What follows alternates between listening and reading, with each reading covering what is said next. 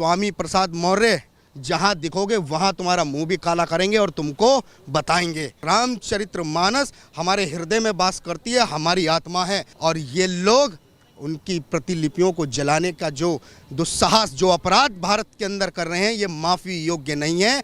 इन लोगों ने खुद अपनी चिता को आग लगाने का काम कर लिया है।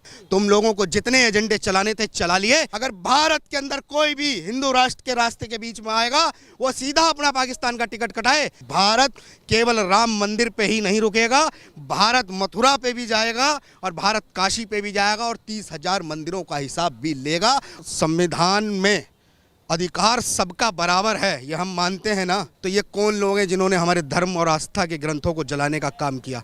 ये किस संविधान की इजाजत से इन लोगों को ये अधिकार मिल गया और आज स्वामी प्रसाद मौर्य खुले में घूम रहा है? नमस्कार, मैं हूं केशव मालान।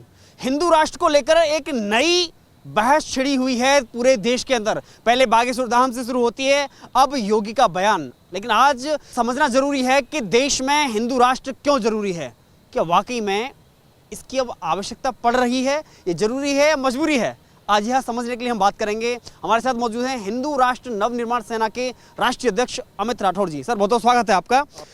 देश में हिंदू राष्ट्र की जरूरत क्या है, जरूरी है या मजबूरी है? बिल्कुल, देखिए, जरूरत ही है। मजबूरी जिनकी है वो विरोध कर लें। और भारत की युवा पीढ़ी ने संकल्प उठा लिया है कि आने वाली विरासत के लिए हम लोग केवल और केवल संकल्प हिंदू राष्ट्र के साथ में अपनी पीढ़ियों को विरासत में हिंदू राष्ट्र देके जाएंगे, जिस पे हमारी आने वाली पीढ़ी गर्व करेगी। आज हम लोग देख रहे हैं भारत के अंदर ये वही गैंग है जो लगातार सनातन का विरोध करती रही, और आज जब नेपाल से भगवान श्री राम की मूर्ति बनाए जाने के लिए प्राचीन पत्थरों को लाया जा रहा है, देश की जनता टकटकी लगाए बैठी है स्वागत में।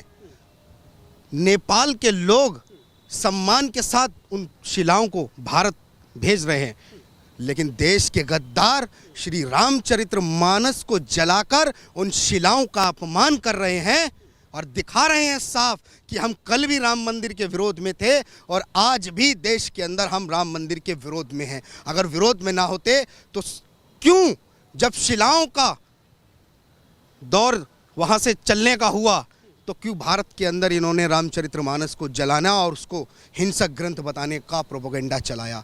क्योंकि भारत के अंदर ये लोग सदैव राजनीति फूट डालो की करते रहे हैं। वोट बैंक के लिए इन्होंने 2024 का मुद्दा, जिस प्रकार पहले लोगों ने रामलला को मुद्दा बनाया चुनाव के लिए, उसी प्रकार अब ये फिर रामचरितमानस को जला के दिखाना चाह रहे हैं कि मुद्दा ये आज भी भारत के अंदर केवल राजनीतिक रोटी सेकने के लिए वो बेस बना रहे हैं कि 24 के अंदर ये अपना चुनाव लोगों के सामने ला सकें। लेकिन ये कान खोल के सुन लें, भारत के सनातनी और हिंदू अब बर्दाश्त नहीं करेंगे, क्योंकि रामचरितमानस हमारे हृदय में वास करती है, हमारी आत्मा है। राम यानी मर्यादा पुरुषोत्तम श्री रामचंद्र, पूरा विश्व जानता है उनको, और ये लोग उनकी प्रतिलिपियों को जलाने का जो दुस्साहस, जो अपराध भारत के अंदर कर रहे हैं, ये माफ़ी योग्य नहीं है। इन लोगों ने खुद अपनी चिता को आग लगाने का काम कर लिया है, क्योंकि ये लोग जीते जी इन्होंने मरण उपरांत जो मुलायम जी को भारतीय जनता पार्टी ने सम्मान दिया, उस सम्मान के बदले में हिंदुओं को राम जी की प्रतिलिपियों को जलाकर दिखाया। ये सम्मान दिए हुए को जो वापस दिया है, ये हिंदुओं ने देख लिया है। जिस प्रकार इन समाजवादियों की टोपी लाल है, वो लाल रंग केवल हमारे कार सेवकों की हत्याओं से रक्त रंजित टोपी है, और ये साफ दिखा देना चाहते हैं और हम साफ बता देना चाहते हैं, आपके ये कृत, आपने खुद अपनी चिता को आग लगाने का काम किया है। भारत केवल राम मंदिर पे ही नहीं रुकेगा, भारत मथुरा पे भी जाएगा और भारत काशी पे भी जाएगा और 30,000 मंदिरों का हिसाब भी लेगा। और इन सब के लिए केवल एक ही लक्ष्य है, भारत संकल्पित हिंदू राष्ट्र। हर घर से आवाज़ हिंदू राष्ट्र की उठेगी। लेकिन उसके बावजूद डिम्पल यादव कह रही हैं कि उनको तो भारत रत्न दिया जाना चाहिए था, मुलायम सिंह को।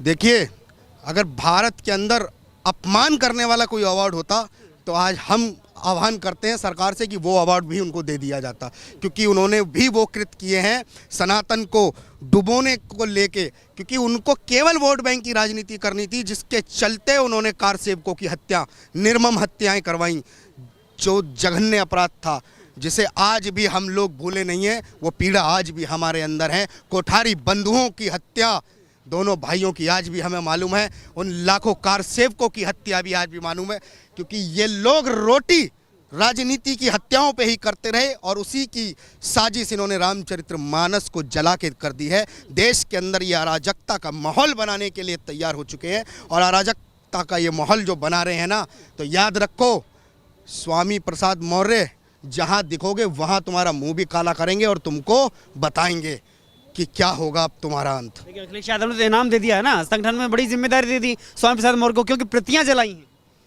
तो सनातन के हिंदू भी अब बड़ा इनाम देंगे, क्योंकि इससे पहले सत्ता से उनको बाहर का रास्ता दिखाने का भी काम हम हिंदुओं ने किया था, और अब वर्तमान में भी सत्ता ही नहीं राजनीति से ही दूर करने का काम अब सनातन के लोग करेंगे, क्योंकि ये कृत्य बर्दाश्त नहीं किया जाएगा। जब आप सनातन की धर्म की आस्था को मानने वाली हमारी पवित्र ग्रंथ को जलाने का काम कर रहे हो, अगर है औकात तुम्हारे अंदर तो आओ फिर कुरान पे भी बात कर लो और कुरान को भी फिर कह के लाके और करो जो करना है तुम्हारे अंदर। अगर तुम्हारे अंदर औकात है, दम है, तो आओ ईसाई मिशनरियों की भी किताब उठा के बात करो।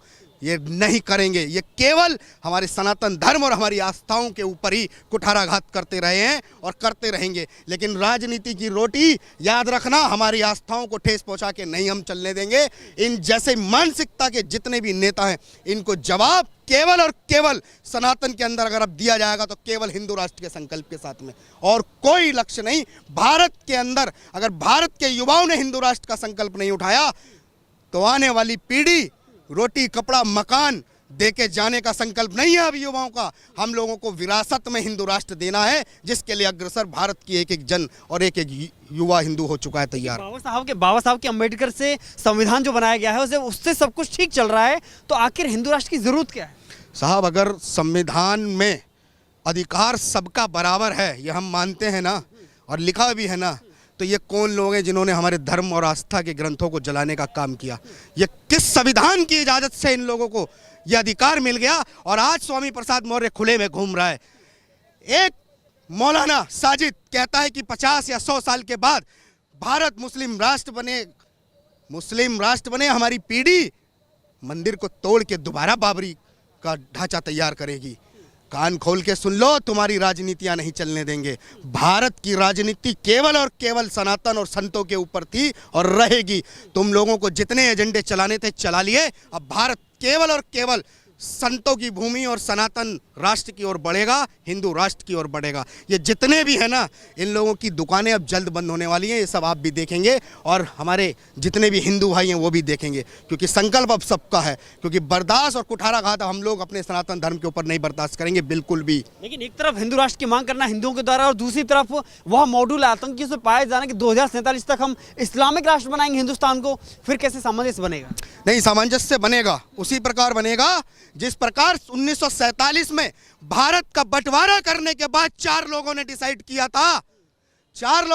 किया था कि पाकिस्तान मुस्लिम राष्ट्र बनेगा, और 90% इस्लामिक लोगों ने वोट देके पाकिस्तान का निर्माण किया था। और जब पाकिस्तान मुस्लिम राष्ट्र बना था तो भारत के लोगों ने ऑब्जेक्शन नहीं उठाया था। लेकिन आज भारत के बहुसंख्यक हिंदू राष्ट्र बनाएंगे, डंके की चोट पे बनाएंगे। जिसको लगता हो डर वो पाकिस्तान चले जाओ, और जिसको अगर रहना है तो कायदे में रहोगे तो फायदे में रहोगे, नहीं तो सीधा पाकिस्तान भेजे जाओगे। सीधा सा ऐलान है। देखिए, बागेश्वर धाम का समर्थन करते हैं, कायदे में रहोगे तो फायदे में रहोगे। फायदा क्या होगा और कायदे में कैसे रहना होगा? देखिए, फायदा ये होगा कि फायदा नंबर 1, हिंदू राष्ट्र बनने पर हम लोग रोटी कपड़े मकान पे नहीं अब वोट करेंगे। हम लोग विरासत अपनी देके अपनी पीढ़ी को जाएंगे। विरासत कौन सी?